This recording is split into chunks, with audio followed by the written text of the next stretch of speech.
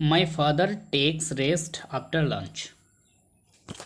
এখানে যে after lunch বোল্ডে লেখা আছে এইটুকু হচ্ছে ফ্রেজ, আর এই ফ্রেজের আগের অংশটা আর ফ্রেজ অংশটা নিয়ে টোটালটা যেটা তৈরি হয়েছে এটাকে বলা হয় সেন্টেন্স।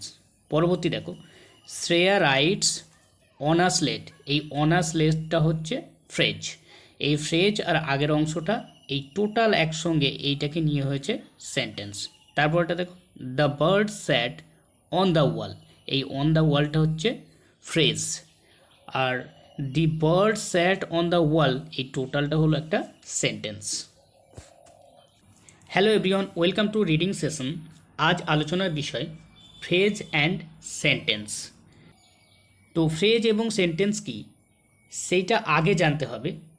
যদি আমরা ফ্রেজ এবং সেন্টেন্স কি এই বিষয়টাকে জানতে না পারি তাহলে আমরা ফ্রেজ এবং সেন্টেন্সকে চিহ্নিত করতে পারবো না। প্রথমত বলি, ফ্রেজ কথার অর্থ কী? ফ্রেজ কথার অর্থ হলো বাক্যাংশ।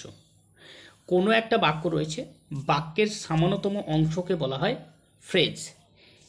এখানে আমি যে সংজ্ঞাটা নিয়েছি ইংলিশে, এই সংজ্ঞাটাকে তোমাদের পড়ে শুনিয়ে দিচ্ছি, তারপর আমি বলছি। দেখো, phrase a group of words put together to convey a meaning is called as a phrase. অনেকগুলো ওয়ার্ড যখন পাশাপাশি বসে এবং বসে একটা আংশিক অর্থ প্রকাশ করে সেটাই হলো ফ্রেজ। আমি প্রথমেই বলেছি ফ্রেজ মানে হচ্ছে বাক্যাংশ। নিচে দেওয়া আছে দেখো, এ phrase is never a complete sentence. বলেছে একটা ফ্রেজ কখনোই পুরোপুরি একটা বাক্য নয়। It is a part of a sentence. এটা হলো সেন্টেন্সের অংশ মাত্র। তো চলো আমি উদাহরণের সাহায্যে তোমাদের এটা দেখিয়ে দিচ্ছি। কিছু ফ্রেজের আমি উদাহরণ নিয়েছি। দেখো, অ্যাক্রস দ্য রোড, এইটুকু দিয়ে কী বোঝায়? এইটুকু দিয়ে কোনো রকম কোনো একটা বাক্য ফুলফিল বাক্য বোঝায় না। ফর লাঞ্চ বোঝায় কি কোনো একটা বাক্য? For lunch. তারপরে ইন দ্য জঙ্গল, এটাও কোনো পুরোপুরি অর্থ নয়, কারণ এই অংশগুলো দিয়ে আমরা বাক্য তৈরি করতে পারি। ইন দ্য জঙ্গল, এটা যদি বলি এখান থেকে একটা বাক্য তৈরি করি, the lion lives lives in the jungle, তাহলে দেখো ইন দ্য জঙ্গল দিয়ে আমরা বাক্যটাকে তৈরি করছি। তারপরে near the school, after lunch, তাহলে আফটার লাঞ্চ আমি যদি বলি যে my grandfather take rest after lunch, তাহলে দেখো আফটার লাঞ্চটা আমি শেষে ব্যবহার করছি, এটা ফ্রেজ দিয়ে পুরোপুরি বাক্যটাকে তৈরি করছি। In the basket, in a factory, এইগুলো হচ্ছে এক একটা বাক্যের অংশ।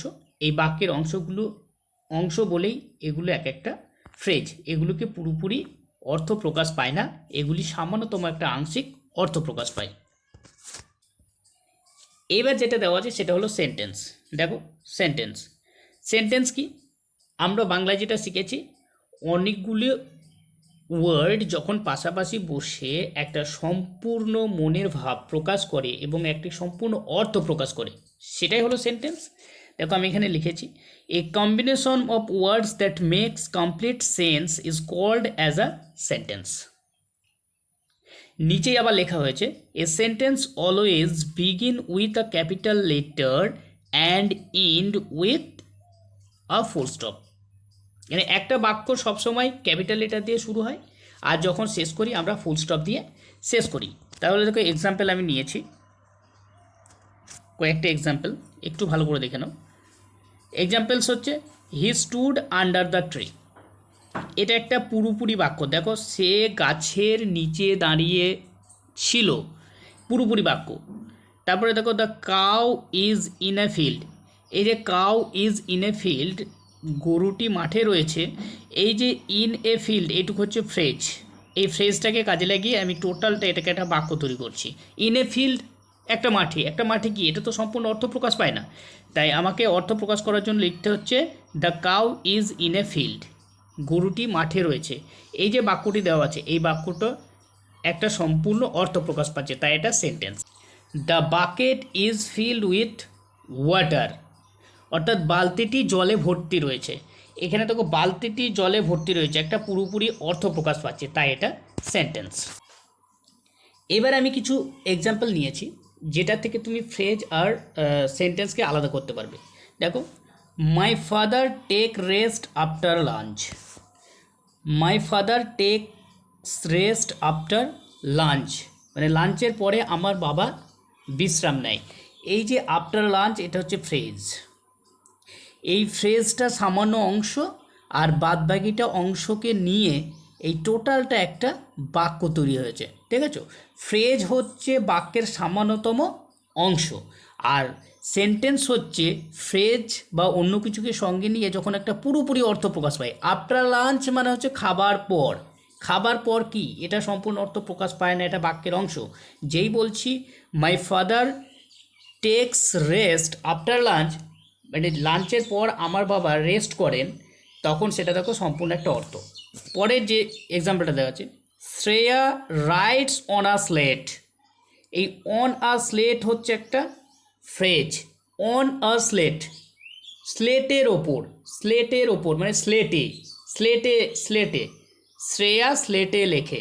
দেখো শ্রেয়া স্লেটে লেখে, এটা একটা পুরোপুরি বাক্য। কিন্তু যখন আমি বলছি অন আ স্লেট, স্লেটে স্লেটে, তখন কি হচ্ছে, এই বাক্যটা পূর্ণ হচ্ছে না, তাই এটা হচ্ছে ফ্রেজ। তারপরে দেখো the bird sat on the wall. এই অন দ্য ওয়াল হলো এখানে ফ্রেজ, আর এখানে the bird sat on the wall, এই টোটালটা মিলে হয় একটা সেন্টেন্স। কিন্তু আমি যদি বলি অন দ্য ওয়াল, দেওয়ালের ওপর, এটা পুরোপুরি কোনো একটা বাক্য নয়, এটা বাক্যের অংশ মাত্র। কারণ এই দ্য বার্ড স্যাট এইটুকুর সঙ্গে এই অন দ্য ওয়াল এক জায়গায় করে আমরা একটা টোটাল বাক্য তৈরি করেছি, তাই ফ্রেজ হলো বাক্যের একটা অংশ।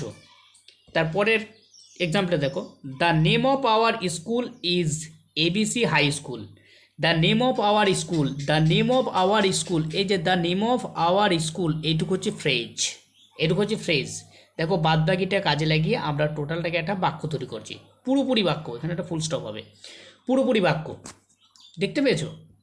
তাহলে the name of our school, এইটুকু ফ্রেজ, আমাদের স্কুলের নাম, আমাদের স্কুলের নাম, এইটুকু বলে যদি ছেড়ে দিই, এটা পুরোপুরি বাক্য হয় না। তাহলে আমাদের স্কুলের নাম কি সেটা তো জানতে হবে, বাদ বাকিটা দিয়ে এটাকে পূর্ণ করা হয়েছে।